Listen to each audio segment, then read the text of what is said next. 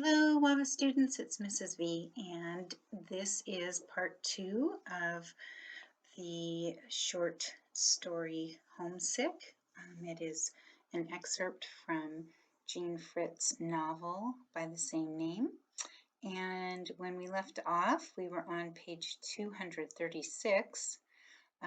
We had just read to the bottom of this page where Jean had announced that she was not going to school. So she had left home to go to school, but took a different turn. So grab your classics for young readers so you can follow along. I also would like you to grab your reading guide so that you can fill in as we go and go back and reread and fill in the details. This slide tells us what pages we're going to be reading, 236 to 247 in Classics for Young Readers. This is a picture of the real Jean Fritz around the age. She looks a little younger maybe than how old she is in the book, in the story at this point. Remember our setting. She is living in China near the Yangtze River, and her heart is in the United States, which is where her grandmother is. Although she has never been to the United States because she was born in China when her parents moved there for work, she longs to be home, quote unquote, in the United States. All right, so you've got your reading guide, you've got your book, and one last reminder. Please make sure you're also completing the online lessons. There's important, good information in there, and there's even some practice questions that often show up on your quiz, on your weekly quizzes. Okay, and a reminder, this is a personal narrative. It is a true story based on a period of time in an author's life. And when we left off again, remember, Jean had experienced a conflict with her teacher and Ian Forbes, her classmate from England. So we see the Chinese flag, the British flag, and the United States flag here, all represented on that screen. And so with no further ado, we'll continue reading. So she said, I didn't turn. I walked straight ahead. I wasn't going to school that day. I walked toward the Yangtze River, past the store that sold paper pellets that opened up into flowers when you dropped them in a glass of water. Then up the block where the beggars sat. I never saw anyone give money to a beggar. You couldn't, my father explained, or you'd be mobbed by beggars. They'd follow you every place. They'd never leave you alone. I had learned not to look at them when I passed, and yet I saw. The running sores, the twisted legs, the mangled faces. What I couldn't get over was that, like me, each one of those beggars had one life to live. It just happened that they had drawn rotten ones. Oh, Grandma, I thought, we may be far apart, but we're lucky, you and I. Do you even know how lucky? In America, do you know? This part of the city didn't actually belong to the Chinese, even though the beggars sat there, even though the upper-class Chinese lived there.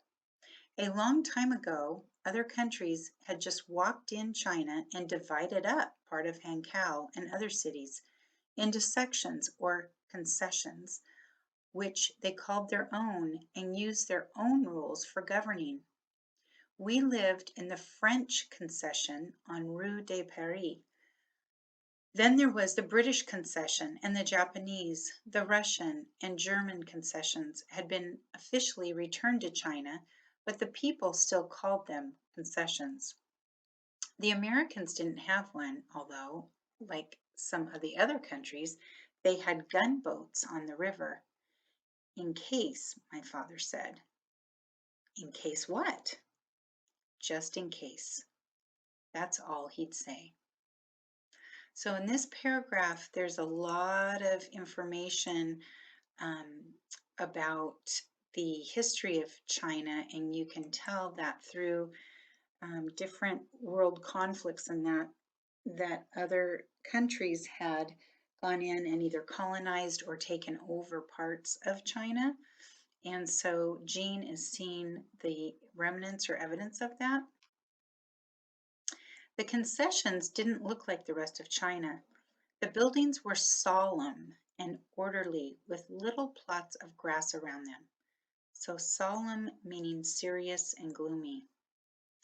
Not like those in the Chinese part of the city, a jumble of rickety shops with people, vegetables, crates of quacking ducks, yard goods, bamboo baskets, and mangy dogs spilling onto a street so narrow it was hardly there. The grandest street in Hankow was the Bund, which ran along beside the Yangtze River. When I came to it after passing the beggars, I looked to my left and saw the American flag flying over the American consulate building. So consulate is the home or office of a government's representative in a foreign city. So it's where the leaders or ambassadors stay while they're in another country, either visiting or doing work. There's also, we're going to read Customs House, which is the office in which government officials inspect imported and exported goods and collect taxes. And we have customs houses in the United States as well.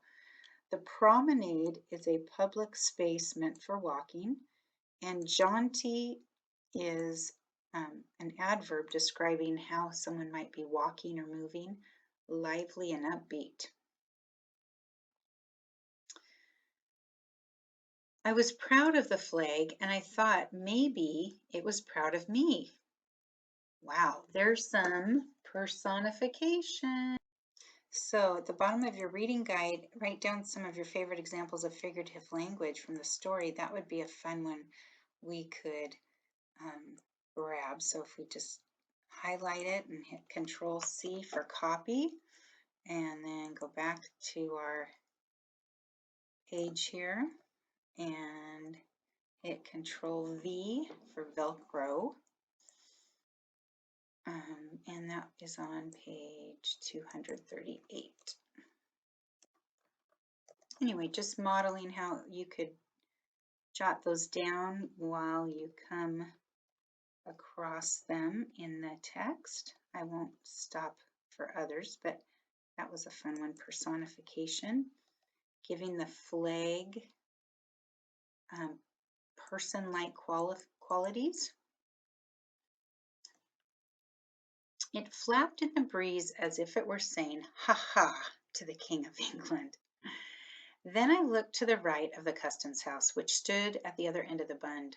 The clock on the top of the tower said 9:30.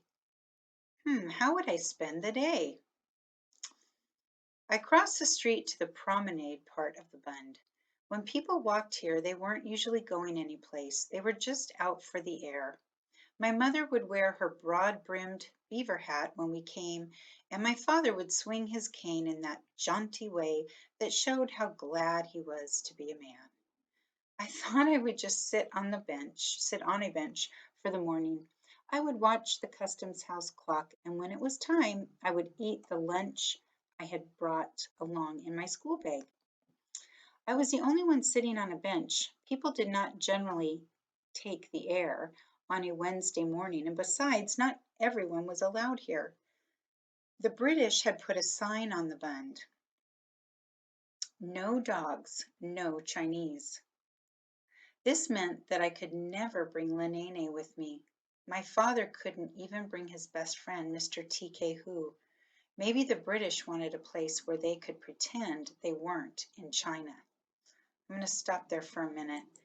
That is kind of ironic that she is in China, but she's in one of the concession areas, and the British in China had put a sign up, no dogs and no Chinese. And we'll talk about that in class, but that is pretty alarming to see anywhere, let alone in the Chinese-owned country.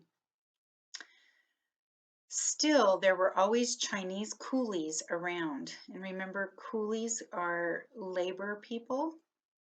In order to load and unload boats in the river, coolies had to cross the Bund.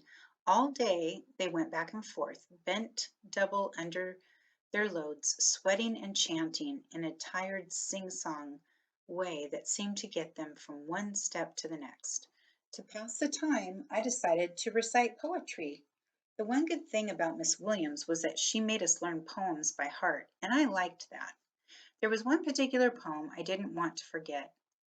I looked at the Yangtze River and pretended that all the busy people in the boats were my audience. Breathes there the man with soul so dead, I cried, who never to himself had said, this is my own native land. I was so carried away by my performance that I didn't notice the policeman until he was right in front of me. Like all policemen in the British concession, he was a bushy-bearded Indian with a red turban wrapped around his head. So real quickly, I wanted to just remind everyone, when we hear Indian, we often think of the Native Americans in the United States, but she is referring to people from India. So India at one time in history had been colonized by the British. And so she is now in China, but there are East Indian citizens who are citizens of Britain living in China. It gets kind of crazy confusing. But so when she said Indian, she's referring to East India, the East Indians, not Native Americans. He pointed to my school bag. Little miss, he said, why aren't you in school? He was tall and mysterious looking, more like a character in my Arabian Nights book than a man you expected to talk to. I fumbled for an answer. I'm going on an errand, I said finally. I just sat down for a rest. I picked up my school bag and walked quickly away. When I looked around, he was back on his corner directing traffic. So now they were chasing away children too, I thought angrily. Well, I'd like to show them. Someday I'd like to walk a dog down the whole length of the Bund. A Great Dane. I'd have him on a leash like this. I put my hand out as if I were holding a leash right then, and he'd be so big and strong I'd have to strain to hold him back. I strained. Then, of course, sometimes he'd have to do his business, and I'd stop, like this, right in the middle of the sidewalk and let him go to it. I was so busy with my Great Dane, I was at the end of the Bund before I knew it. If I let go of the leash, clapped my hands, and told my dog to go home. Oh, excuse me. I let go of the leash, clapped my hands, and told my dog to go home. Then I left the Bund and the concessions and walked into the Chinese world. So this is a great example of her imagination she has here. My mother and father and I walked here before, but not for many months. This part near the river was called the mud flats. Sometimes it was muddier than others, and when the river flooded, the flats disappeared under water. Sometimes even the fishermen's huts were washed away, knocked right off their long-legged stilts and swept down the river. But today the river was fairly low, and the mud had dried so that it was cracked and cakey. Most of the men who lived here were out fishing, some not far from the shore, pulling their sampans through the shallow water. So sampans are small flat-bottom boats versus the junks are larger. Only a few people were on the flats. A man cleaning a fish on a flat rock at the water's edge, a woman spreading clothes on the dirt to dry, a few small children. But behind the huts was something I had never seen before. Even before I came close, I guessed what it was. Even then, I was excited by the strangeness of it. It was the beginnings of a boat, the skeleton of a large junk, its ribs lying bare, its backbone running straight and true down to the bottom. The outline of the prow, remember what that word means? The front of the boat, was already in place, turning up and snub-nosed the way all junks did. I had never thought of boats starting from nothing, of taking on bones under their bodies. The eyes, I suppose, would be the last thing added. Then the junk would have life. The builders were not there, and I was behind the huts where no one could see me as I walked around, marveling. Then I climbed inside, and as I did, I knew that something wonderful was happening to me. I was a tingle the way a magician must feel when he swallows fire, because suddenly I knew the boat was mine. No matter who really owned it, it was mine. Even if I never saw it again, it would be my junk sailing up and down the Yangtze River. My junk seeing the river sights with its two eyes, seeing them for me whether I was there or not. Often I had tried to pull the Yangtze River into a poem so I could keep it. Sometimes I had tried to draw it, but nothing I did ever came close. But now I had my junk, and somehow that gave me the river too. I thought I should put my mark on the boat, perhaps on the side of the spine, very small, a secret between the boat and me. I opened my school bag and took out my folding penknife that I used for sharpening pencils. Very carefully, I carved the Chinese character that was our name, Gao. In China, my father was Mr. Gao, my mother was Mrs. Gao, and I was little Miss Gao. The builders would paint right over the character, I thought, and never notice. But I would know. Always and forever, I would know. For a long time I dreamed about the boat, imagining it finished, its sails up, its eyes wide. Some day I might sail all the way down the Yangtze to Shanghai, so I told the boat what it would see along the way, because I had been there and the boat hadn't. After a while I got hungry and I ate my egg sandwich. I was in the midst of peeling an orange when all at once I had company. This would be a great place to make a prediction. What do you think has joined her, or who? A small boy, not more than 4 years old, wandered around to the back of the huts, saw me, and stopped still. He was wearing a ragged blue cotton jacket with a red cloth pincushion-like charm around his neck, which was supposed to keep him from getting smallpox. Sticking up straight from the middle of his head was a small pigtail, which I knew was to fool the gods and make them think he was a girl. The gods didn't bother much with girls. It was the boys that were important in China.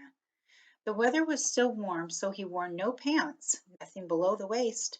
Most small boys went around like this so that when they had to go, they could just let loose and go. He walked slowly up to the boat, stared at me, and then nodded as if he'd already guessed what I was. "Foreign devil," he announced gravely.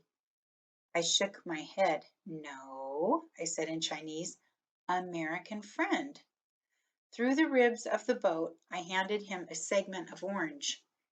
He ate it slowly, his eyes on the rest of the orange, segment by segment. I gave it all to him. Then he wiped his hands down the front of his jacket.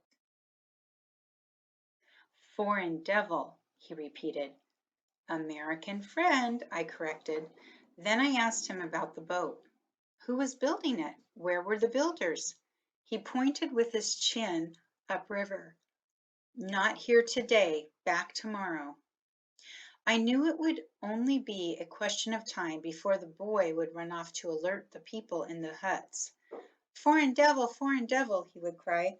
So I put my hand on the prow of the boat. Wishing it luck and climbing out, I stared back toward the Bund. To my surprise, the boy walked beside me.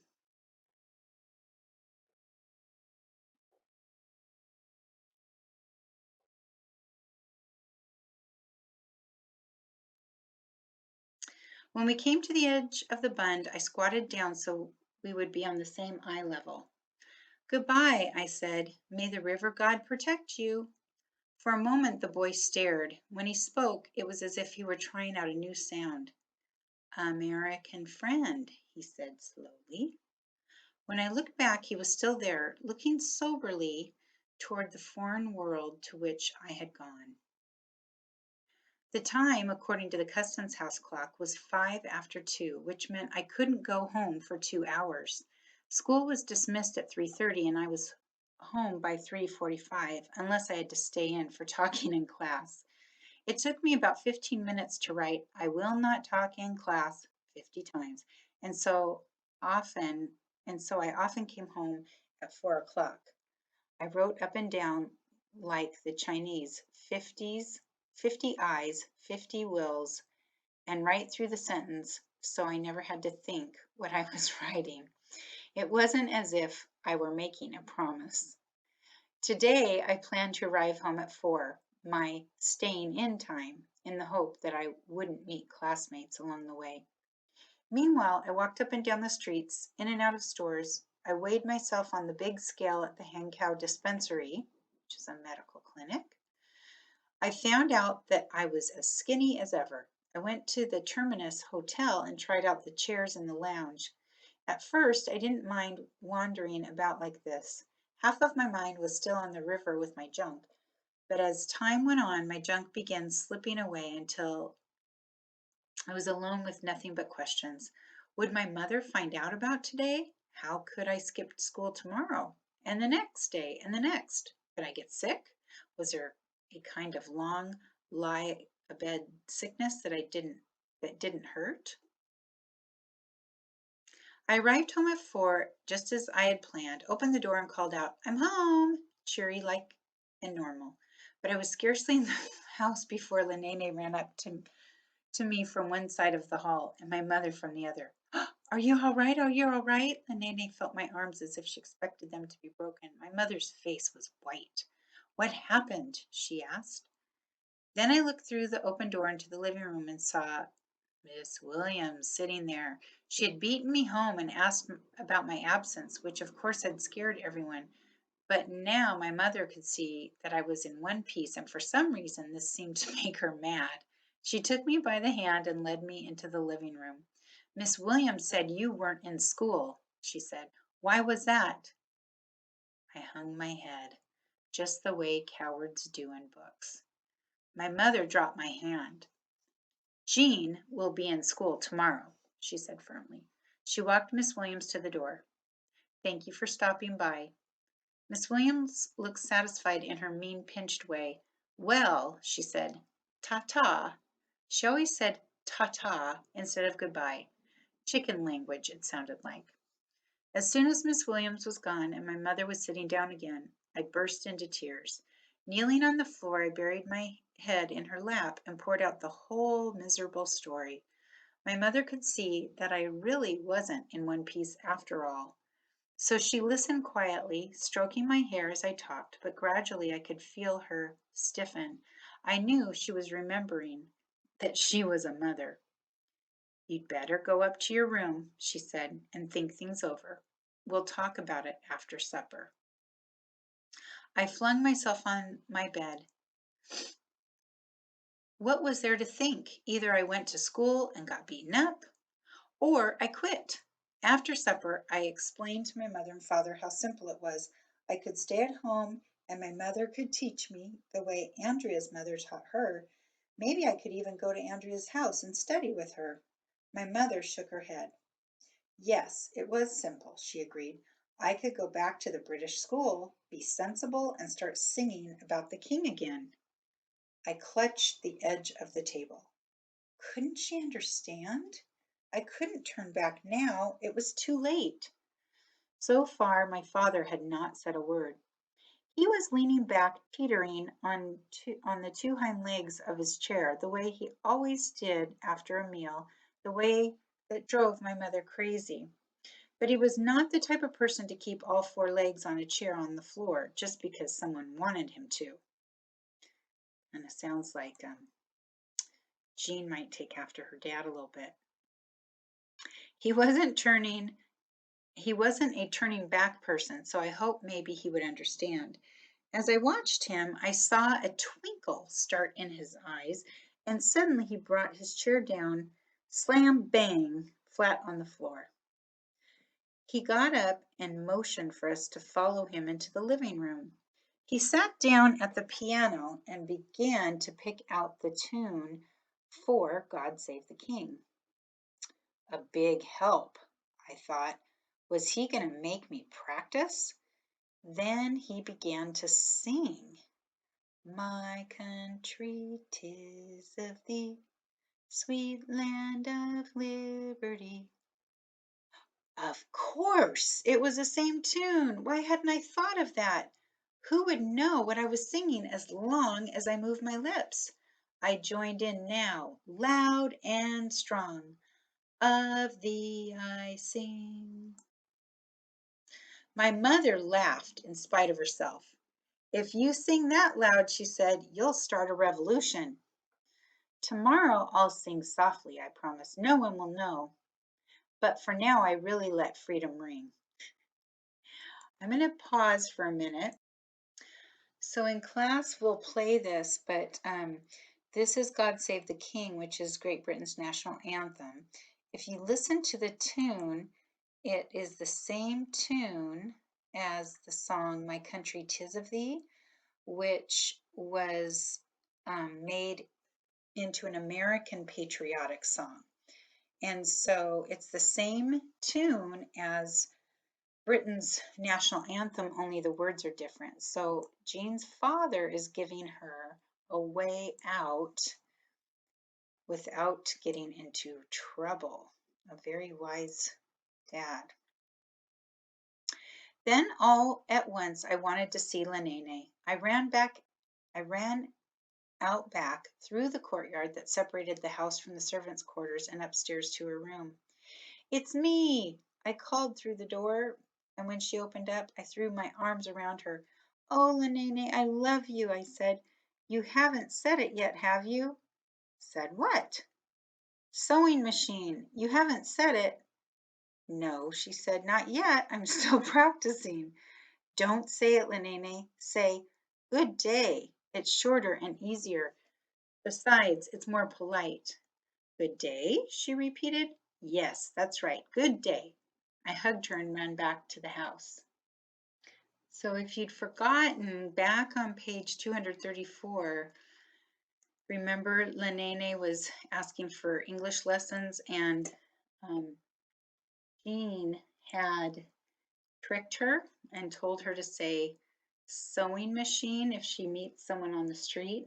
So now her conscience is getting to her, and she's correcting her lesson to Lenene. The next day at school, when we rose to sing the British national anthem, everyone stared at me. But as soon as I opened my mouth, the class lost interest. All but Ian Forbes. His eyes never left my face. But I sang softly, carefully, proudly. At recess, he walked casually, over to where I stood against the wall. He spat on the ground. You can be bloody glad you sang today, he said. Then he strutted off, as if he and those square knees of his had won again. And of course, I was bloody glad. So, our friend Jean got the last laugh there. And this is where this part of the story ends. If you are enjoying this story, as I mentioned before, it is just a chapter or two from the novel Homesick, My Own Story, which you could always read. So Thank you for listening to the story. Make sure you go back in and reread, fill in your reading guide, find more of those figurative language examples, and if you need help, come to help session or send me an email. Have a great day.